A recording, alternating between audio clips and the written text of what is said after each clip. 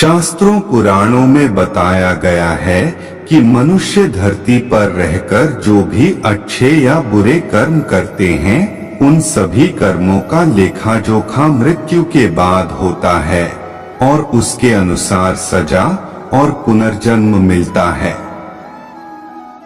ईश्वर की दृष्टि में जो अच्छे कर्म यानी आपके काम होते हैं उसे पुण्य कहा जाता है और जो बुरे कर्म होते हैं उन्हें पाप कहा जाता है। पुराणों में कई अच्छे और बुरे कर्मों के बारे में बताया गया है। गरुड़ पुराण और कठोपनिषद में तो यह भी बताया गया है कि मनुष्य को अपने पाप कर्मों के कारण मृत्यु के बाद अलग अलग तरह के पापों के लिए कौन कौन सी अलग सजाएं दी जाती हैं। गरुड़ पुराण में उल्लेख मिलता है कि मनुष्य धरती पर जो कुछ भी पाप करता है उन सभी पापों की अलग अलग सजा बारी बारी से मिलती है। यम के न्याय में किसी भी पाप की सजा से बचा नहीं जा सकता है। कामी व्यक्ति के लिए ऐसी है सजा। गरुड़ पुराण में बताया गया है कि परस्त्री पुरुष संबंध रखने वाले को लोहे के गर्म सलाखों को आलिंगन करवाया जाता है।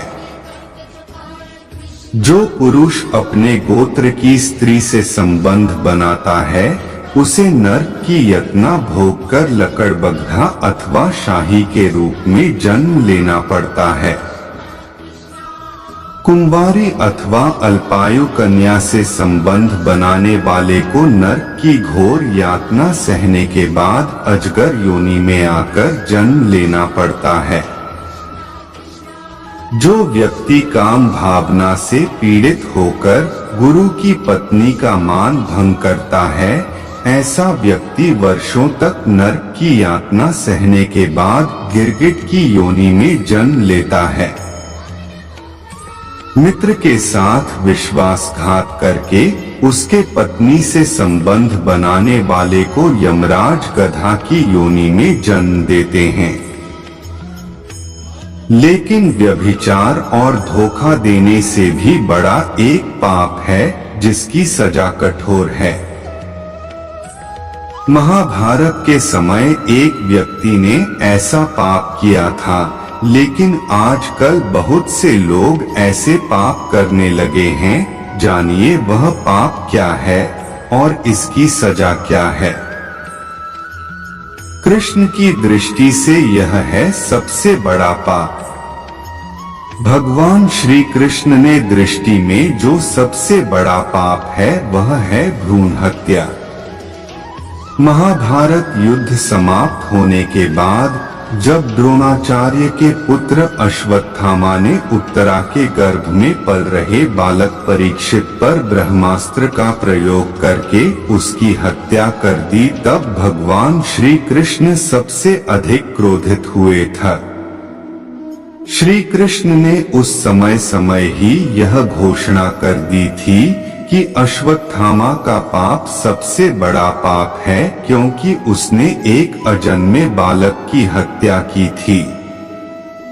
श्री कृष्ण ने इस पाप की सजा स्वयं अश्वत्थामा को दी थी। श्री कृष्ण ने अश्वत्थामा के सिर पर लगा चिंतामणि रत्न छीन लिया और शाप दिया कि तुमने जन्म तो देखा है लेकिन मृत्यु को नहीं देख पाओगे, यानी जब तक सृष्टि रहेगी तुम धरती पर जीवित रहोगे और कष्ट प्राप्त करोगे। भ्रूण की हत्या करने वाले के लिए सबसे कठोर सजा निर्धारित है और ऐसे व्यक्ति को कई युगों तक इस सजा का दंड भुगतना पड़ता है। दोस्तों, आज के लिए बस इतना ही। मिलते हैं अगले वीडियो में। जय श्री कृष्णा।